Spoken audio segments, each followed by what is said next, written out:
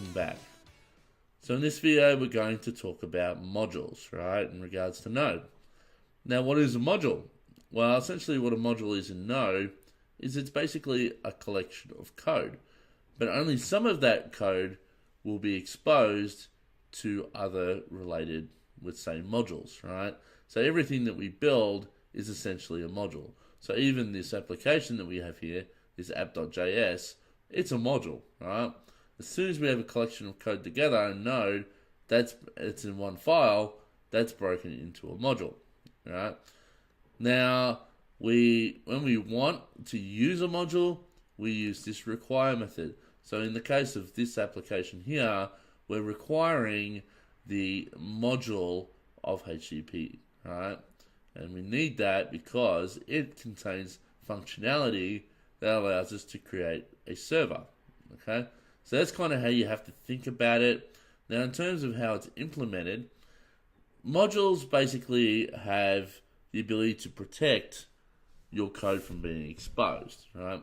And how it does this is it essentially won't allow most of your code to be available to the calling person who's calling the require method unless you put it in a specific object, okay?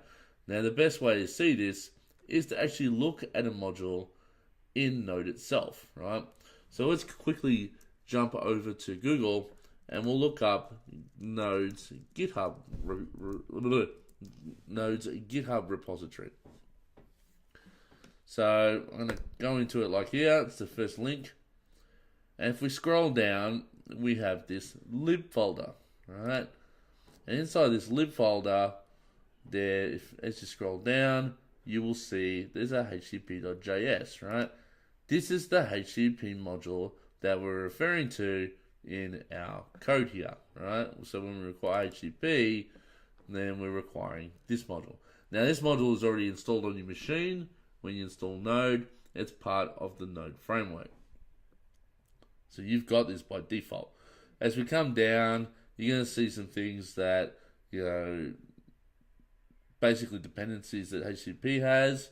Then you'll see a few variables that HTTP wants to define, such as, they want to have a server that relies on a server.server, which comes from this module, right? So it's keeping track of that. It's keeping track of a client request. There's the create server function that we're using, right, as part of our application, right here. There's a request function, there's a get function, and so on and so forth. But the important piece is this part down here, right? This module.exports. Now, this object that's been defined for this module.exports is basically saying, I want you to give to the caller all of this stuff, right? So, for example, the create server function, right, has been exposed from this module through this module.exports. That is why we can call it here, right? Other things we can call are, incoming message, outgoing message. We can look at the agent from HTTP. So we can go http.agent. We can see all the methods supported. We can see all the status codes. We've got a connection listener that we can access. There's lots of things we can access. So, for example, I'm just going to choose agent, right? If I come in here and go, console.log http.agent, we can see that's actually exposed. So if I come in, I open up my console, I stop it, and I rerun it, right? Straight away, we see there's a function agent, right? And that's basically what we've just tried to look at from this module.exports. But if we try and find something that potentially might be in this function, say this incoming variable, right? This incoming variable or constant. Can we see this as part of the module.exports? So can we see it like that, right? Can we see this object? Now if I come over, stop this, clear it, and run again, you'll see it exposes undefined, right? So we're not getting it back from the module, right? Because it's not part of this module that exports.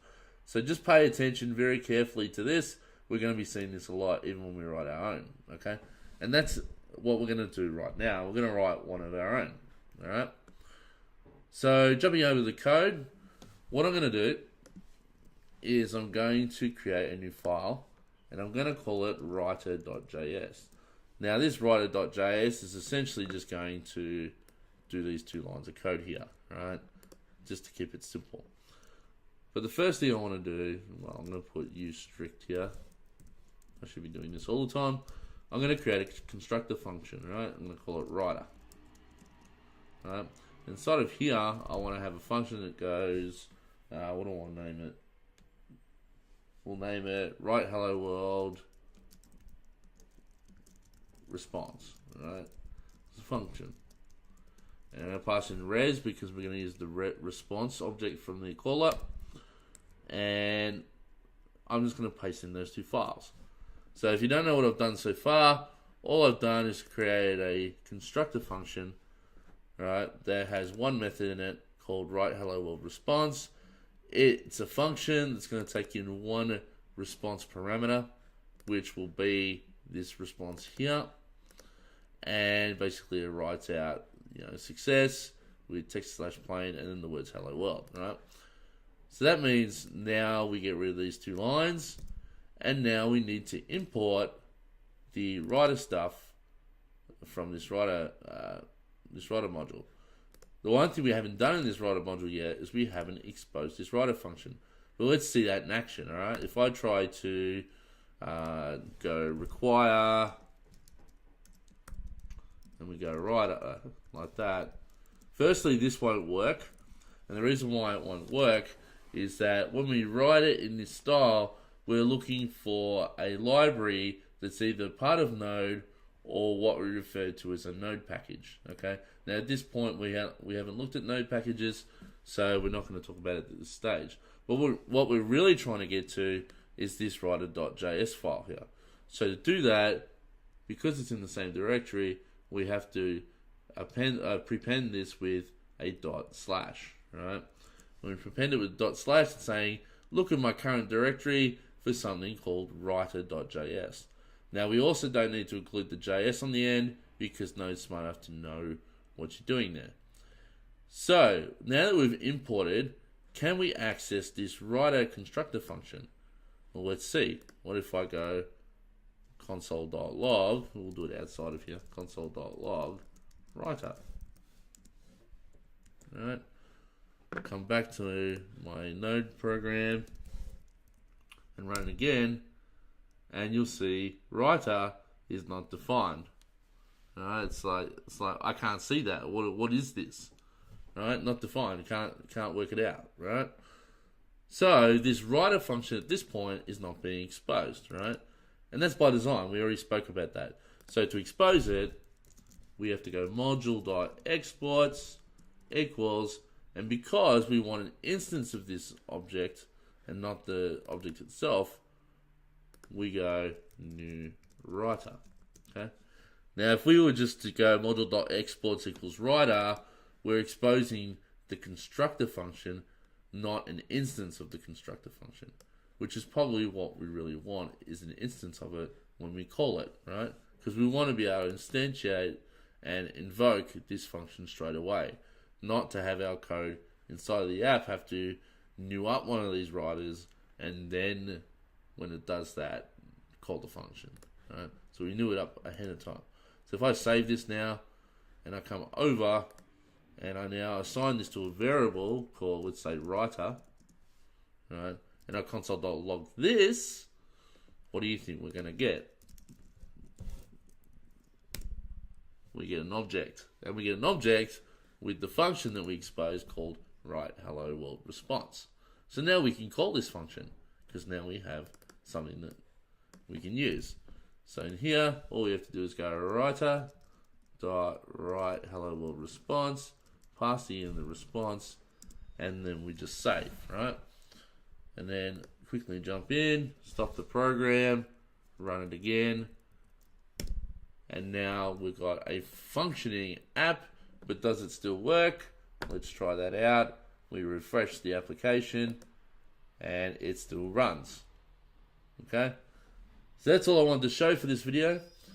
In the next video, we'll look a little more into the HTTP module, right, specifically, just to work out exactly what kinds of things we can do with this server, such as processing different kinds of requests. Because at this point, if you look, if I put in /egg/ I don't know, donut, right, it still displays hello world. No matter what URL I put in, it just displays hello world, right?